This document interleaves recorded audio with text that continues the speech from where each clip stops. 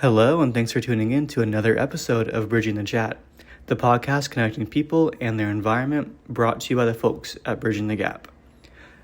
The holidays are here, and with that comes gifts and meals and joy, but also a lot of waste. Between discarded food, wrapping paper, and packaging, landfills get a lot busier this time of year. But one place in town is working to change that. On today's episode, we'll be visiting ScrapsKC. Hey everyone, and welcome back to another episode of Bridging the Chat, the podcast connecting people and their environment, brought to you by the folks at BTG. Today, we're here at ScrapsKC with Brianna, the community outreach person.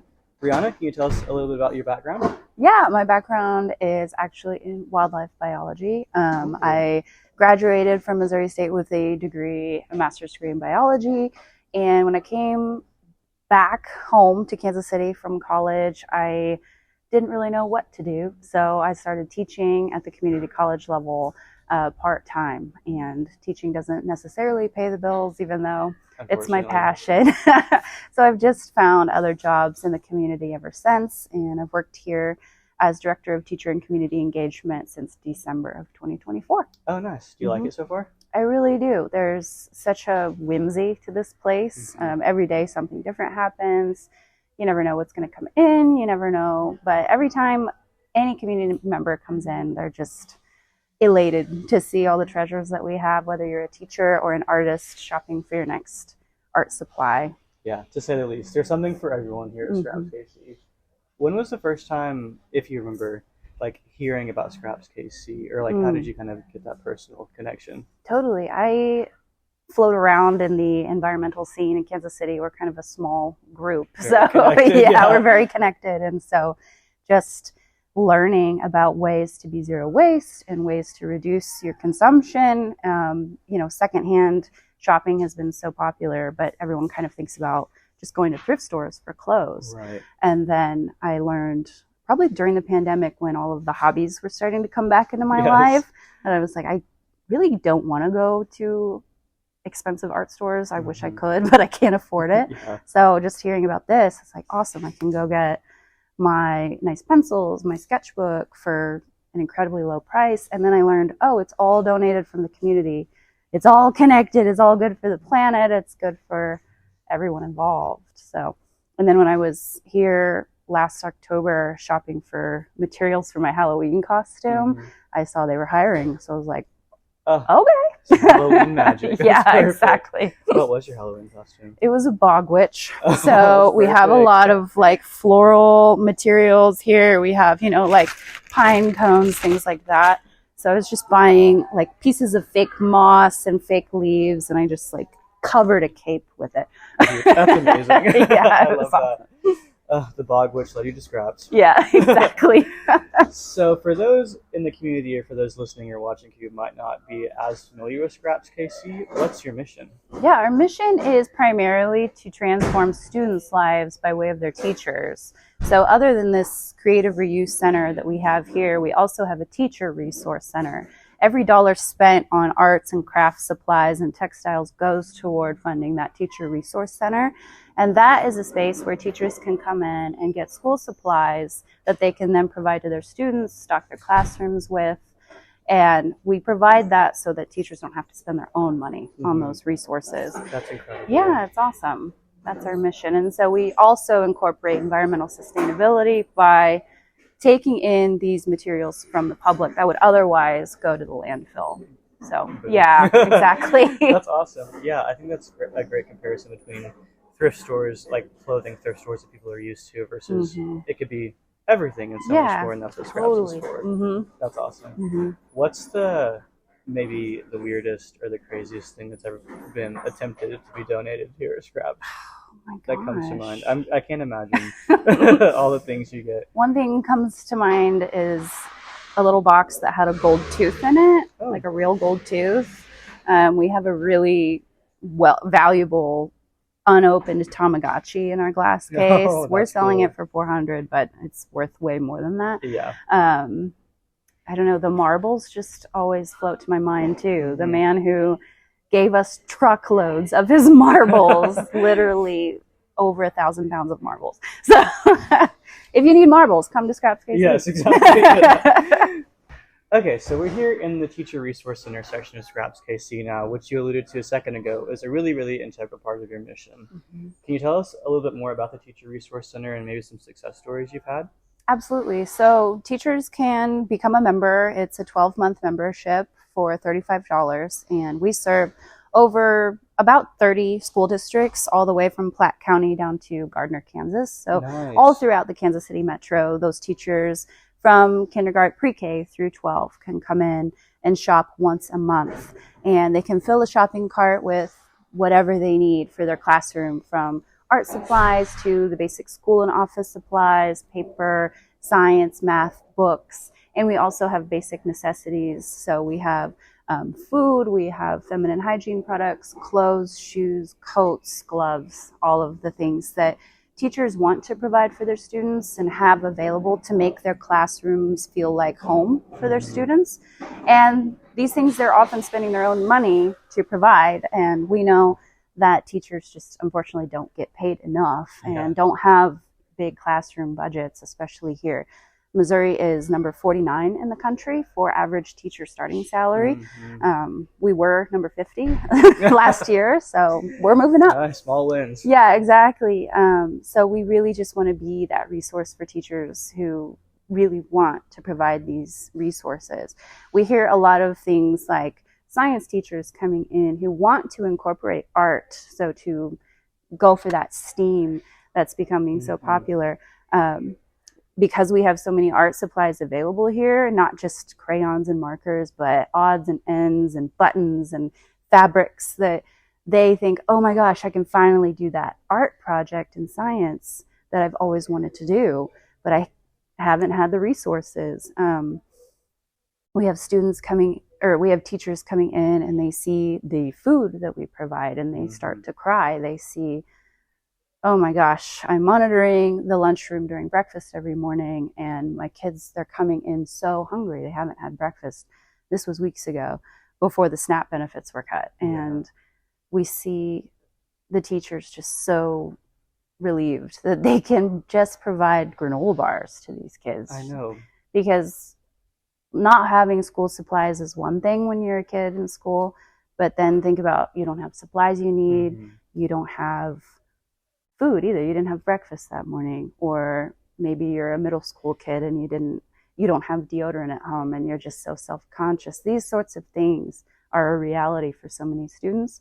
Teachers see that and they want so badly to take that burden away from their students. So that's nothing short of amazing. I feel like you could, all the compliments in the world to ScrapsKC would not be enough for just that alone. I feel like it's so much more of a community resource than people kind of maybe realize from just quick scrolling online or the website or anything like that.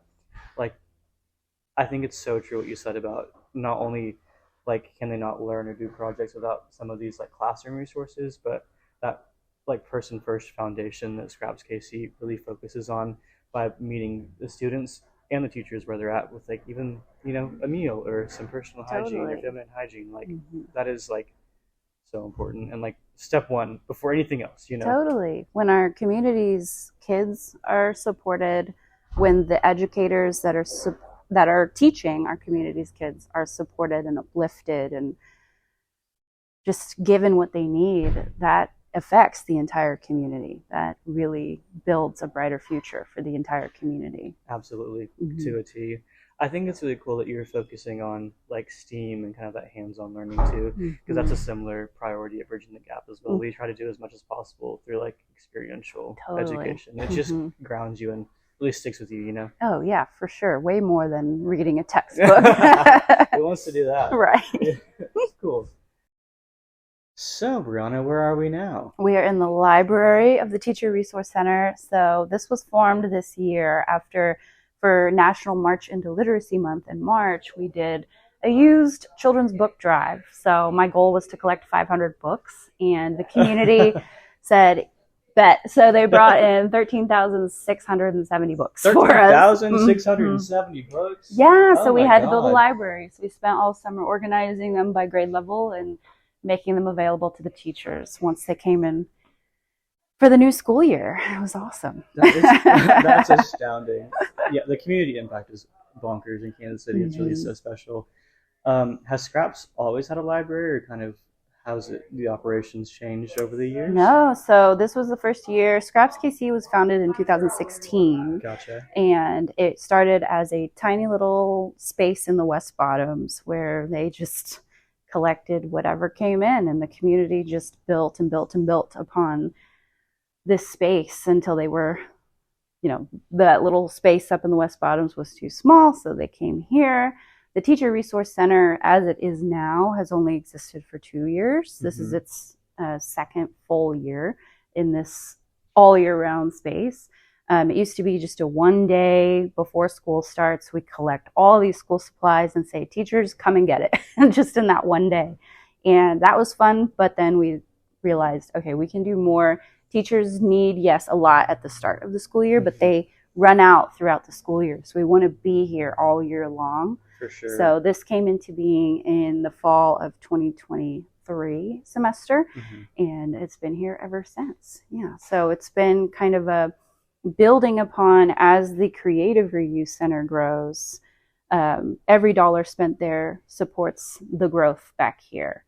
And the community, as they're just so aware of this as a resource of where I can donate my yarn that I used to make a sweater. And then I realized I don't have the patience to make a sweater. I don't want to throw this yarn away. So I'm just going to donate it to ScrapsKC instead and give it another life. Or same with a pack of crayons that your kid didn't really use through the school year. Instead of throwing that away when school's out, donate those things here and we can provide them to who needs it. So. That's awesome. So you said 2016 is when it started. So that means next year's 10 years. I know. That's crazy. Very exciting. Do you have any, maybe, like you've made so many leaps and strides and bounds in 9 years. What do you want to do in the next 10 years? Oh gosh, 10 years? Not sure. But next year, I'm really focused on really building the teacher base. So we have 29 school districts that we support, but not every teacher in those districts knows about us. For sure. And so I want to really work on the outreach piece and working with the districts and the principals and saying, get your teachers in here, get them all in here so we can support them. But then that means also building upon the supplies that we can then provide. More teachers means we need to have more supplies for them. So we do a lot of like trying to get corporate cleanouts to happen. So places like H&R Block, they recently gave us a bunch of stuff that, they have, staplers and tape dispensers, paper, etc. that were just in their storage closets. They gave us pallets worth of their stuff instead of throwing it in the trash. And staplers for teachers, staplers are expensive. And, they're stapling things to bulletin boards all day long. They need that. And so corporate cleanouts, supply drives. We have a really big end of school year supply drive in May where we try to get all the schools in the area to participate and have everyone, all the kids gather in the gym and all their supplies that they don't want anymore, donate it in these bins, take the bins to us. We got about 8,000 pounds of stuff this past May, which unfortunately wasn't enough. Like we needed more. We need more than that. So I'm trying to really ramp up the word for those school supply drives so that we get way more every May because that stocks this place for the next school year. Yeah. So that's awesome. Like 8,000 pounds and like pallets and pallets of things like staplers or school or office supplies could just be going to the dumpster or like sitting valueless in a storage unit somewhere when it could be here serving the community. Exactly. Last year, I think in June of last year, we had our 1 millionth pound of materials donated. So I think now it's up to like 1.3 million pounds of useful materials have been donated to us rather than thrown away. And that's that diversion from the landfill is such a good environmental impact. That's awesome. If someone wants to donate, how do they get involved? Yeah, all you have to do, we do have on our website, scrapskc.org, just an easy list of what we do accept versus what we don't accept. There's not a lot that we don't accept, but there's things. So you can go check out that list And then anytime during our open hours, so Wednesday through Friday, 3 to 6, or Saturdays from 10 to 6, you can just come in. You don't have to make an appointment. If you have like a truckload, it'd be nice to call. But if you just have a bin of things, just come on in, and then you can go shopping if you'd like as well. Yeah, that's awesome. We're now here with Sarah at ScrapsKC. Sarah, can you tell us a little bit about yourself and what you do? I am known as the textile specialist, or the fabric fairy to some people around here. Fabric fairy? Yeah, that's awesome. yeah. I am responsible for looking after the processing, pricing, sorting of all of the textile-related things here at Scraps. So anything from yarn to fabric to sewing needles to cross-stitch supplies. We got a little bit of everything, and I kind of oversee all of the processes involved in taking care of those things, and then also the volunteers who are absolutely instrumental in helping us process those things. Oh yeah, let's take a look at some of the fabric. Yeah. So all of this is donated, correct? Yes, all the fabric, everything that comes through Scraps is donated by either individuals. We've got some larger businesses that donate things, but it's primarily really generous individuals who give us all of the things that we sell through here. Yeah, I mean, I feel like if you are, anywhere in your fabric or textile art journey, there's something here for you. There's quite the variety here. Absolutely. And it's so cool that it's not in a landfill and it's here instead. Yeah. Oh, absolutely. And I think this is a really great resource for quilters, especially. Oh, yeah. And anyone who is trying to learn how to make their own wardrobe, add some elements to their clothes that they want to embellish or personalize them a little bit more. This is a really great resource because you don't have to spend a bunch of money on brand new fabric. Yeah, that's always the scariest thing. Yeah. It's cutting into a piece of fabric can be a little bit of a daunting process, but now you're in it. Yeah, exactly. But here it's a little bit less stressful. It's a little bit less imposing because all of this fabric has had a life or multiple before they've come here. So yeah, I mean, look, this is perfect for the holidays. It's like, I don't know, I'm sure this is purposeful, but it's like red and green, and it's all yeah, we're really into organizing things by rainbow, and yeah, currently we don't have a whole lot of yellow and orange fabric, and I would love for a lot of this holiday fabric to go. This is the right time for people to be looking for Christmas holiday themed fabric. I really like the idea of using it as gift wrap. So if you don't want to, I mean, wrapping paper is fun to like rip open, but I know a couple of people who have a tradition of using the same fabric if they want to make it fancy and like hem the edges, finish off this piece of fabric, and then use it as wrapping every year. That can be another incorporation into a tradition that a family or a group of friends has as part of their gift giving celebrations. That's such a good idea. Yeah, I love that. Okay, so you can find all about us at scrapskc.org. You can, if you're a teacher, there's the Teacher Resource Center section where you can fill out your application to become a member. There's all the information about how to donate materials, our location, our events and activities, learning how to be a volunteer. We rely so much on our volunteers to manage everything going on here. So we love having new volunteers come in. You can follow us on social media, Instagram, Facebook, LinkedIn at ScrapsKC. And yeah, if you are interested, we also take financial donations. We are a nonprofit organization that relies entirely on the community for support. So we're here.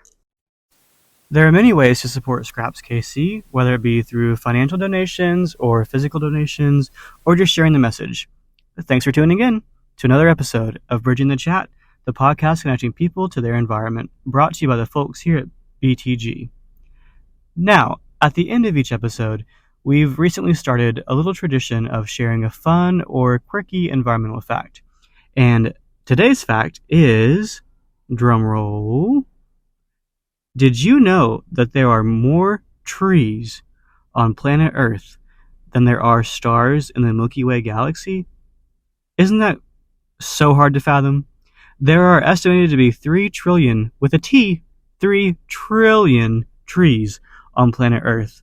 and only about 400 billion stars in the Milky Way. You never know.